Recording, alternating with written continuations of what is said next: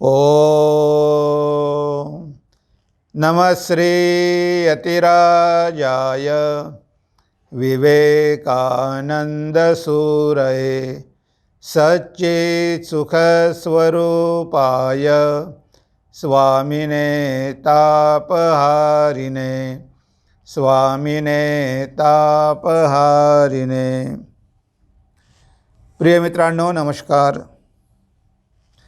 विवेकानंद विचारसागर या मालिकेमध्ये आपलं सगळ्यांचं स्वागत आहे।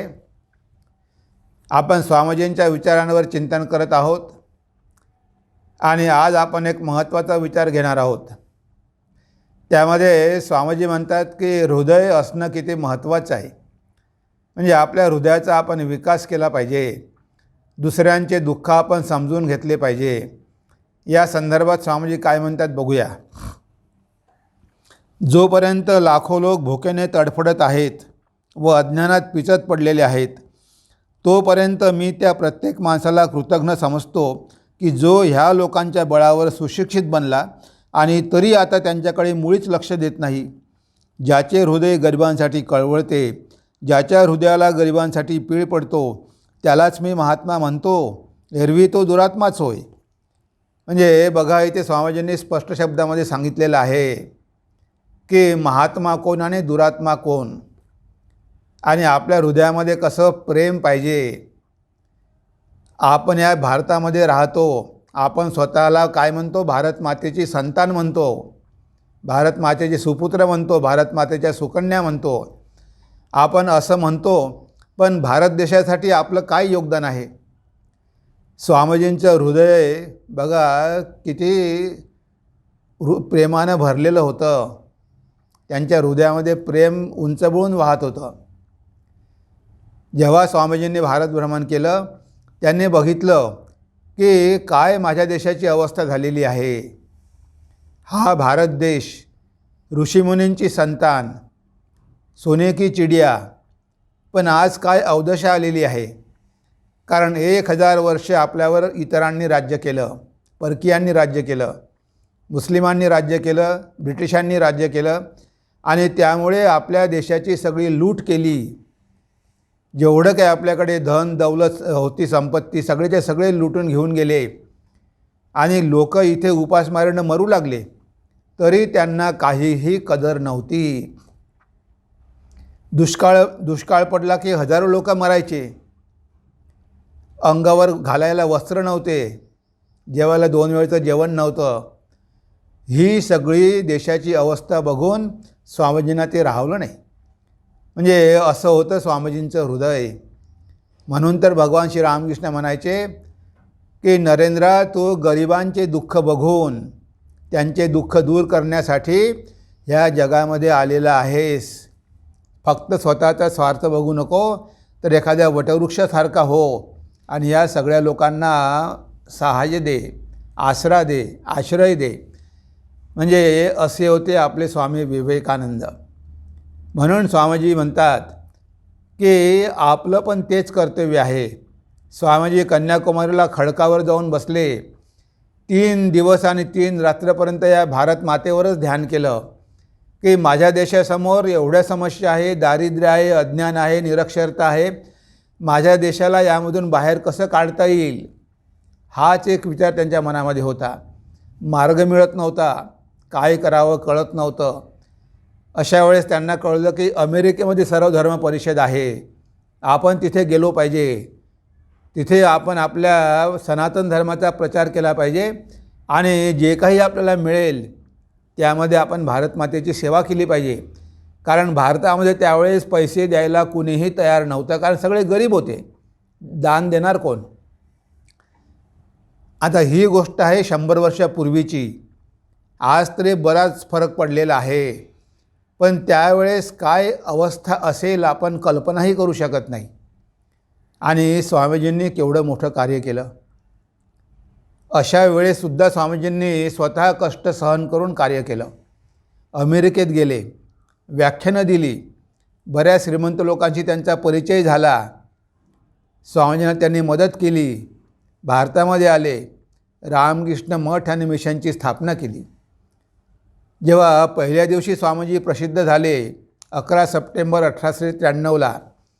तेव्हा रात्री श्रीमंत लोकांनी त्यांना घरी जेवायला बोलावलं. सगळ्या श्रीमंताचे दरवाजे आता स्वामीजीसाठी उघडे झाले होते. स्वामीजी एका श्रीमंत व्यक्तीच्या घरी गेले, जेवण केलं आणि झोपायला गेले. त्यांनी बघितलं की ती खोली म्हणजे राजमहलच होता. सगळ्या सुखसोयी संपन्न, एवढं मोठं बेड आहे, गादी आहे, AC आहे, खाली कार्पेट आहे. आणि हा सगळा थाट बघून, हे सगळं ऐश्वर्य बघून स्वामीजी रात्रभर झोपू शकले नाही. ते जमिनीवरच पहुडले आणि जमिनीवर पडून रात्रभर आपल्या भारतीय बांधवांसाठी रडत राहिले, भगवंताला प्रार्थना करत राहिले. म्हणजे आई, या देशामध्ये या लोकांकडे इतकी विपुलता आहे, एवढं ऐश्वर्य आहे, एवढी समृद्धी आहे, माझ्या देशामधल्या लोकांना 2 वेळ जेवायला मिळत नाही, त्यांचे दुःख कसे दूर होईल. हाच एक विचार स्वामीजींच्या मनामध्ये होता. म्हणजे त्यांच्याकडे जशी बुद्धी होती तसंच हृदय पण होतं.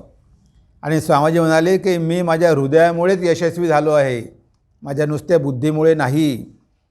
आणि स्वामीजींनी जे काही मदत मिळाली त्यामध्येच ह्या संघाची स्थापना केली.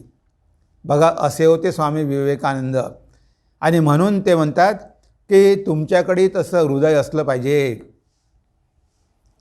जोपर्यंत लाखो लोक भुकेने तडफडत आहेत व अज्ञानात पिचत पडलेले आहेत, तोपर्यंत मी त्या प्रत्येक माणसाला कृतज्ञ समजतो की जो ह्या लोकांच्या बळावर सुशिक्षित बनला आणि तरी आता त्यांच्याकडे मुळीच लक्ष देत नाही. आता बघा, आपण भारत देशामध्ये राहतो, आपण भारत मातेचे सुपुत्र, भारत मातेच्या सुकन्या. आपली ही मातृभूमी, जन्मभूमी. आणि भगवान रामचंद्र म्हणतात, जननी जन्मभूमीच्या स्वर्गादपि गरीयसी. जननी आणि जन्मभूमी ही स्वर्गापेक्षाही श्रेष्ठ आहे. आपण आपल्या देशासाठी, आपल्या देशातल्या गरीब बांधवांसाठी काय करतो? आज आपल्याला शिक्षण मिळत आहे, आज आपल्याला उच्च शिक्षण मिळत आहे, आज आपल्याकडे पैसा पण आहे, आपल्या देशामध्ये श्रीमंत लोक पण आहे, उद्योगपती आहे, व्यापारी आहे. बघा, एकीकडे आपल्या देशामध्ये खूप श्रीमंती आहे, खूप धनाढ्य लोक आहेत, आणि दुसरीकडे आपल्याकडे गरिबी पण आहे. केवढ्या मोठ्या मोठ्या झोपडपट्टी आहे. मुंबईमध्ये धारावी झोपडपट्टी केवढी मोठी आहे, लाखो लोक तिथे राहतात. आणि एकीकडे 40 मजली 50 मजली बिल्डिंग उभी आहे. म्हणजे बघा, एकीकडे एवढी संपत्ती आहे आणि दुसरीकडे लोकांना 2 वेळ जेवायला मिळत नाही. काय झालं? पैशाची कमी नाही, पण ह्या संपत्तीचं वितरण प्रॉपर होत नाही. हे जे पैसेवाले लोक आहेत त्यांच्या हृदयामध्येच प्रेम नाही. ते ह्या गरिबांकडून काम करून घेतात आणि शेवटी त्यांचीच पिळवणूक करतात. बघा, हा मनुष्य रक्त शोषण करतो, मजुरांचं रक्त शोषण करतो, शेतकऱ्यांचं रक्त शोषण करतो. म्हणजे आपले हे बांधव आहेत ही भावनाच आपल्या मनामध्ये राहिलेली नाही. ब्रिटिशांनी आपल्यावर अत्याचार केले कारण ते परकीय होते. आज आपला स्वतंत्र देश आहे, हे स्वतंत्र देशाचे नागरिक आहे, हे आपले भाऊ आहे, हे आपल्या बहिणी आहे, त्यांची सेवा करण्यासाठी आपण आहोत. आपण श्रीमंत झालो पण त्यांना पण आपण काहीतरी आश्रय दिला पाहिजे. हा विचार मनामध्ये कधी येतच नाही. जर हा विचार मनामध्ये आला असता तर आज आपल्या देशामध्ये एवढं दारिद्र्य राहिलंच नसतं. आजही भारतामध्ये जवळजवळ 30% लोक पॉवर्टी लाईनच्या खाली आहेत. म्हणजे वर्षाचं 27,000 रुपये इन्कमसुद्धा त्यांना मिळत नाही. वर्षाचे महिन्याचे 2,000 रुपयामध्ये ते काय करणार? म्हणजे एवढं अजूनही दारिद्र्य आहे, अजूनही गरिबी आहे. कितीतरी भाग आदिवासी आहे, ते लोक अजूनही जंगलामध्ये राहतात, त्यांना शिक्षण मिळत नाही. त्यांच्यासाठी कोण कार्य करतं? म्हणून स्वामीजी म्हणतात की आपल्याला या लोकांच्या भरोशावर शिक्षण मिळतं. म्हणजे देशाकडे जो काही पैसा आहे, जो काही टॅक्समधून पैसा मिळतो, त्या सगळ्या सुविधा आपण घेत असतो. त्या गव्हर्नमेंटच्या सुविधा आपण घेतो. म्हणजे हे गव्हर्नमेंटचे पैसे म्हणजे कुणाचे पैसे आहे? लोकांचेच पैसे आहे ना. ह्या लोकांच्या पैशामधून आपण शिक्षण घेतो, आपण मोठं बनतो आणि जेव्हा समाजाला काहीतरी देण्याची वेळ येते तेव्हा मात्र आपण आपली जबाबदारी झटकून टाकतो. आपण म्हणतो आपण कशाला करायचं, सरकार करेल. अरे सरकारने तुम्हाला एवढं दिलं, आता तुमच्याकडे एवढं आहे, आता काही तुम्ही फक्त एका कुटुंबासाठीच सगळं धन वापरणार? हे काही तुमचं कुटुंब नाही. आपली संस्कृती काय आहे, वसुधैव कुटुंबकम, विश्वची माझे घरं. हे सगळं विश्व माझं घर आहे, ही वसुधा हेच माझं कुटुंब आहे, ही आपली संस्कृती आहे. आणि आपण एवढे संकुचित झालेलो आहोत की आपण आपल्या स्वार्थाच्या पलीकडे काहीच बघत नाही. तेव्हा स्वामीजी म्हणतात ते कृतज्ञ आहेत की सगळं देशांकडून घेतात, स्कॉलरशिप घेतात, हायर एज्युकेशन घेतात, सगळं घेतात, पण मात्र ह्या लोकांकडे मुळीच लक्ष देत नाही. त्यांना त्यांच्याशी काहीही घेणं देणं नसतं. म्हणजे बघा, अशा प्रकारचे पाषाण हृदयी लोक आपल्या देशामध्ये होत आहे. यांना तुम्ही काय मनुष्य म्हणणार की राक्षस म्हणणार? म्हणजे हृदयामध्ये फिलिंगच नाही, म्हणजे थोडी पण भावना नाही, थोडी पण सहानुभूती नाही. आपल्याकडे एवढं आहे, आपण मजेमध्ये राहतो, आरामात राहतो, पण आपल्या आजूबाजूला एवढे गरीब लोक आहे, त्यांच्यासाठी काहीतरी करणं हे आपलं कर्तव्य आहे.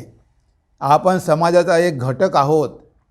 तुम्ही बाहेर देशामध्ये नोकरी करा, मी असं म्हणत नाही की करू नका, कारण तुम्हाला इथे नोकरीच्या संध्या उपलब्ध नाहीत. तुम्ही बाहेर देशामध्ये जाऊन नोकरी करा, पण नोकरी करून तुम्ही जो काही पैसा मिळवता त्या पैशाचा विनियोग तुम्ही भारतासाठी केला पाहिजे. भारतामध्ये कितीतरी अशा संस्था आहेत की ज्या जनकल्याणाचं कार्य करतात, त्यांना सहकार्य केलं पाहिजे. भारतामध्ये येऊन काहीतरी सेवा केली पाहिजे. अजूनही कितीतरी लोक भारताच्या बाहेर राहतात, पण किती रुपये भारतासाठी खर्च करतात. भारतामध्ये कधी पूर आला, कधी दुष्काळ पडला तर करोडो डॉलरमध्ये ते मदत करतात. अशा कितीतरी कंपन्या आहेत की ज्या कंपन्या नियमितपणे समाजाच्या कल्याणासाठी पैशाचा उपयोग करतात. त्यामध्ये आपल्याला माहिती आहे जमशेदजी टाटाची कंपनी, त्यांना स्वामीजींनी प्रेरणा दिली होती, म्हणून त्यांच्या कंपनीमध्ये अजूनही ती प्रथा आहे की काही पर्सेंटेज ते समाजाच्या कल्याणासाठी वापरतात. मुंबईला टाटा कॅन्सर हॉस्पिटल आहे. अशा कितीतरी संस्था या लोकांनी सुरू केलेल्या आहे की ज्यामुळे गरिबांना मदत करता येईल. आता ही सगळी उदाहरणं आपल्या डोळ्यासमोर आहे. आपण त्यांच्यापासून शिकलं पाहिजे. आपण पण काहीतरी समाजाला देऊ लागतो. आपण समाजाचे ऋणी आहोत.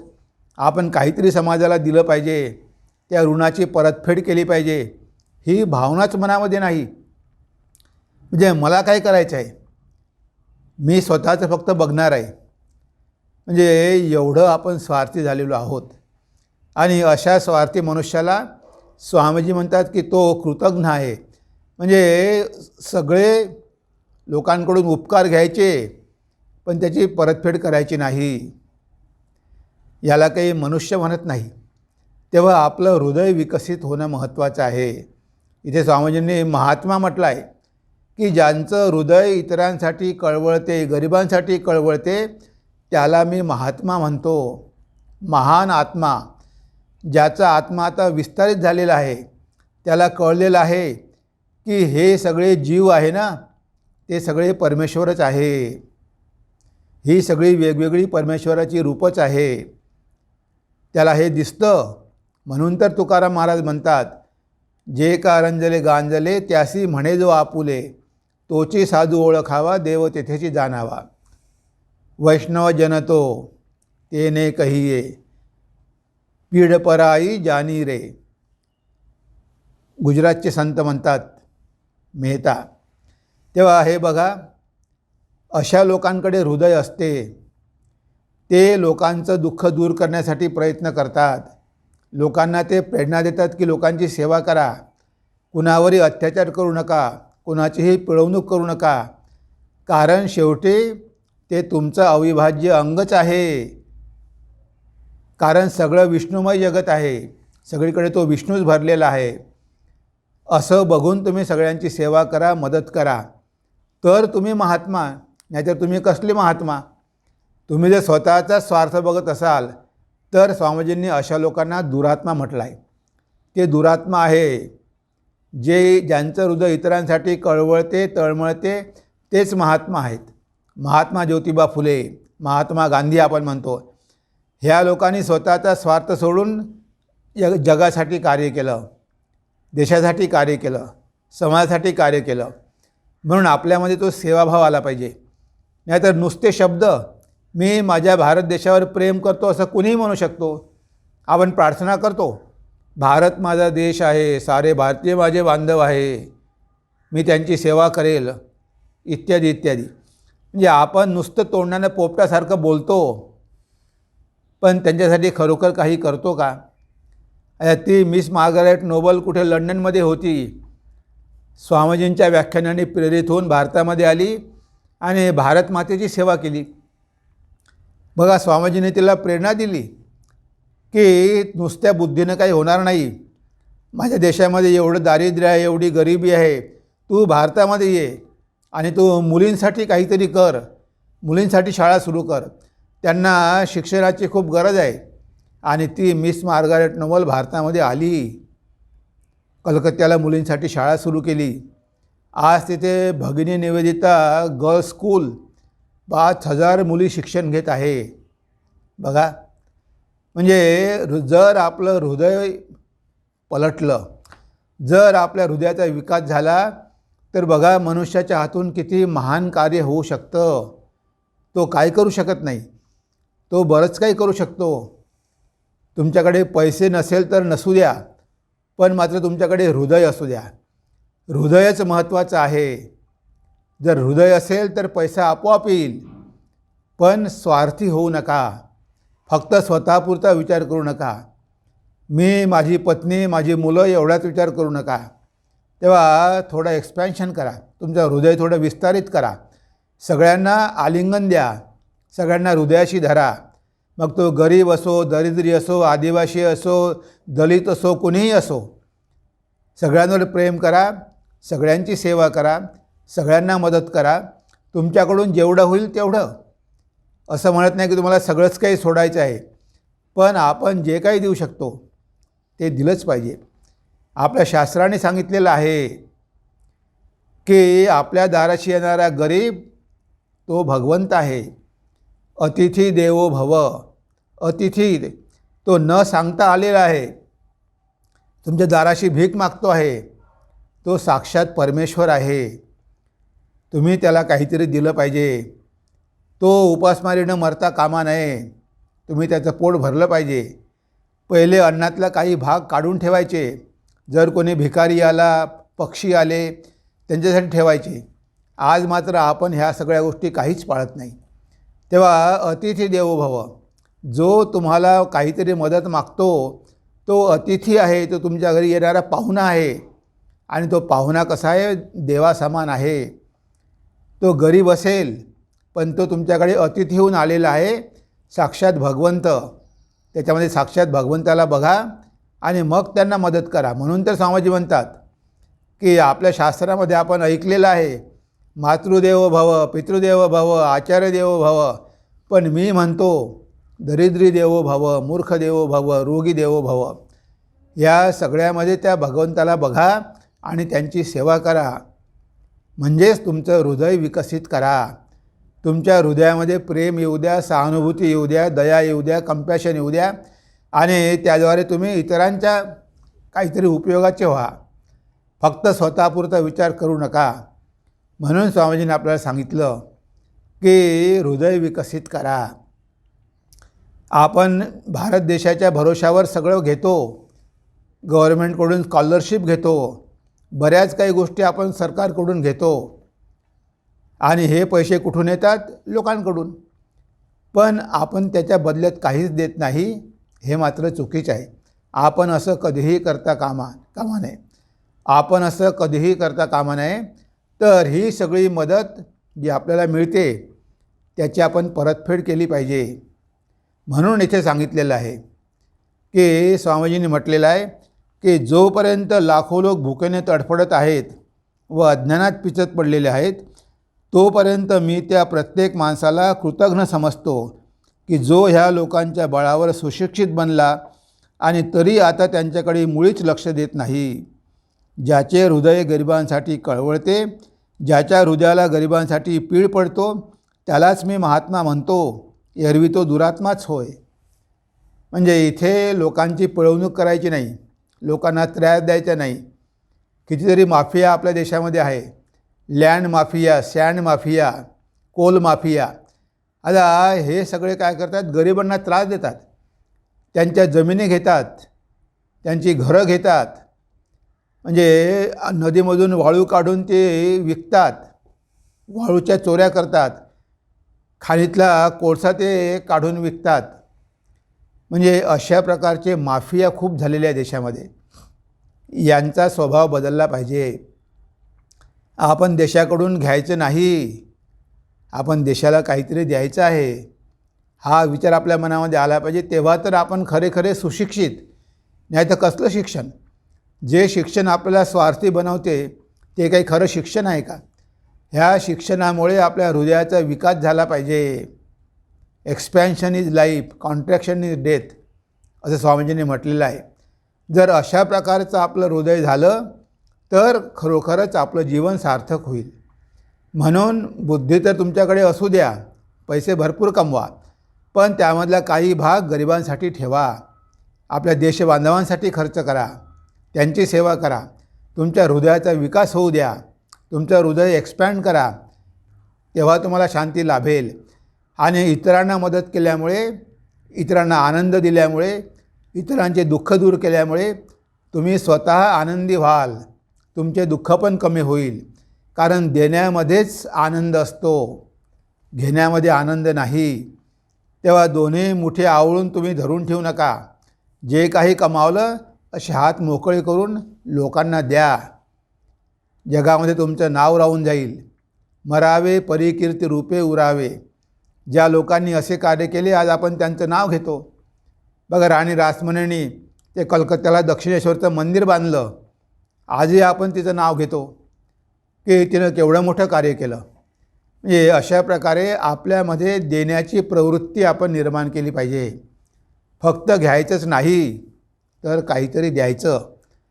जर आपल्याकडे असेल तर जरूर द्यायचं. तर याला म्हटलं आहे हृदयाचा विकास. आणि म्हणून स्वामीजींनी आपल्याला सांगितलं आहे की तुमच्याकडे बुद्धी नसली तरी चालेल, पण हृदयाचा विकास करा, तरच तुमच्या जीवनामध्ये सुख आणि शांती येईल. आणि स्वामींच्या जीवनामध्ये हृदय होतं. त्यांचं हृदय कसं करुणामय होतं. त्यांनी हृदयाच्या भरोश्यावर कशी लोकांची मनं जिंकली आणि भारत मातेसाठी केवढं महान कार्य केलं. आज रामकृष्ण मठ आणि मिशनद्वारे कितीतरी सेवा कार्य सुरू आहे, कितीतरी गरिबांची सेवा होत आहे. दवाखाने आहे, शाळा कॉलेजेस आहे. कुठे काही दुष्काळ पडला, महापूर आला, भूकंप झाला तर तिथे रिलीफसाठी रामकृष्ण मठाचे साधू धावून जातात. म्हणजे लोकांचे दुःख दूर करण्यासाठी रामकृष्ण मठ सतत कार्यरत असते. हे सगळं कशामुळे? स्वामीजींच्या हृदयामुळे. तेव्हा आज आपण आपल्या चिंतनाला इथेच विराम देऊया. नमस्कार, धन्यवाद. ओम सर्वे भवन्तु सुखिनः, सर्वे सन्तु निरामया, सर्वे भद्राणि पश्यन्तु, मा कश्चित् दुःखभाग् भवेत्, मा कश्चित् दुःखभाग् भवेत्. ओम शांति शांति शांतिः. हरिः ओम तत्सत्. श्रीरामकृष्णार्पणमस्तु.